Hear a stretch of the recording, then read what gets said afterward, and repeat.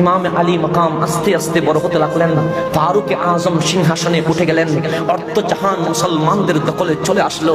এইদিকে আমার নবীর শাহজাদা হুসাইন রাদিয়াল্লাহু তাআলা আনহু, এদিকে ফারুক আজমের শাহজাদা আব্দুল্লাহ ইবনে ওমর রাদিয়াল্লাহু তাআলা আনহুমা, দুজনেই শিশু, মাঠে খেলছে।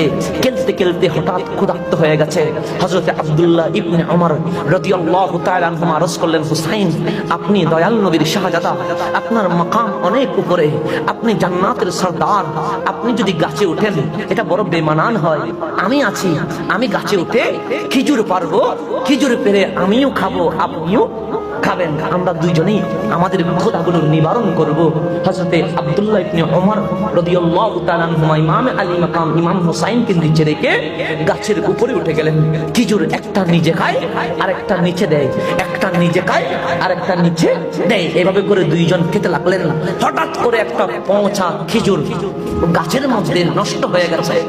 না দেখে ভুলক্রমে পচা খেজুর নিয়ে নিচে দিয়ে দিলেন।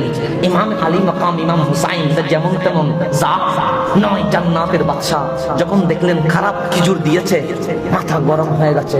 হঠাৎ করে গরম হয়ে বললেন, এই গোলাম ইবনুল গোলাম, গোলামের ছেলে গোলাম, খারাপ খেজুরটা আমার দে, ভালো খেজুরটা নিজে খায়। এখন উপরে কে?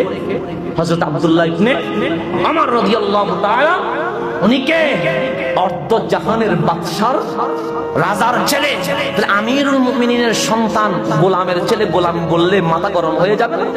তো বললে, আল্লাহ, আমি আমিরুল মুমিনিনের সন্তান শাহজাদা আব্দুল্লাহ ইবনে ওমর, আমাকে হুসাইন গোলাম বললো।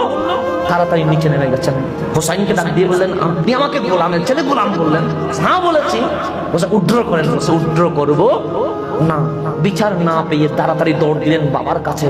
গেলেন, বাবা, আজকে ছেলে হয়ে বাবার কাছে আসি নাই, আজকে প্রজা হয়ে প্রেসিডেন্টের কাছে বিচার নিয়ে এসেছি। কি বিচার?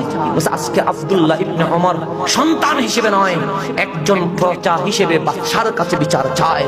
ওমর ফারুক বললেন, ঠিক আছে, তাহলে তো প্রজা হিসেবে যখন চাচ্ছ শুনতে হবে, কি হয়েছে? আমি আর হুসাইন খেলতে লাগলাম, আমাদের দুজনেরই খিদা লাগলো, আমি খেজুর গাছের উপরে উঠলাম, বুলুক্রমে একটা খারাপ খেজুর হুসাইনকে দিয়ে দিলাম। হুসাইন গরম হয়ে আমাকে বলল, গোলামের ছেলে গোলাম, গোলাম ইবনুল গোলাম, এটার বিচার করতে হবে। আপনি অর্ধ জাহানের শাসক, আমি বাদশার ছেলে, আমাকে কেমনে বলবে গোলামের ছেলে? ফারুক আজম বললেন, কঠিন বিষয়, এটা তো সহজে বিচার করা যাবে, এটা একা কি বিচার করা যাবে না।